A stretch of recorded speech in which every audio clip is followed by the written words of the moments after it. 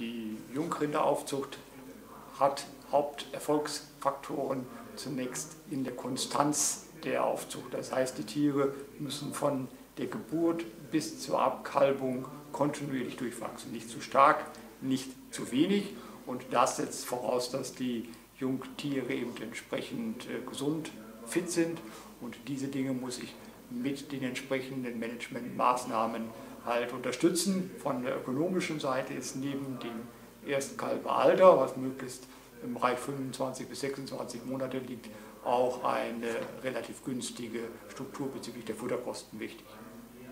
Es ist heute bekannt, dass die Kälber in den ersten Wochen eine ausreichende Versorgung mit Nährstoffen haben müssen, damit sie entsprechend geprägt werden, nicht auf Mangel aus sind.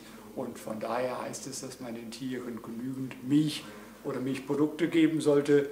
Und generell sollte im Späteren natürlich, was Kropffutter angeht, eine Ad libitum-Fütterung da sein.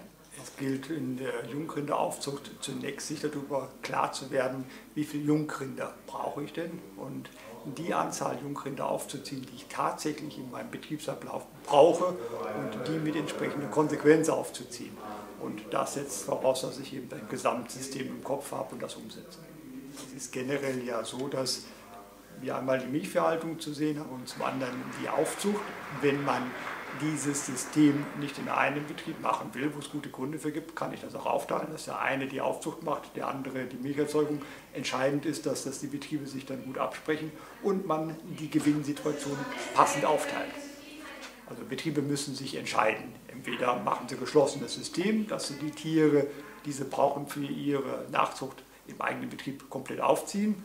Ein weiteres komplettes System wäre, dass ich die Tiere in einem anderen Betrieb aufziehe und die zurückbekomme. Wer eine andere Situation hat, kann auch komplett zukaufen. Wichtig ist, dass man sich für eins dieser Systeme entscheidet und immer gewährleistet ist, dass die Aufzucht entsprechend qualitativ hochrangig und hochwertig abläuft.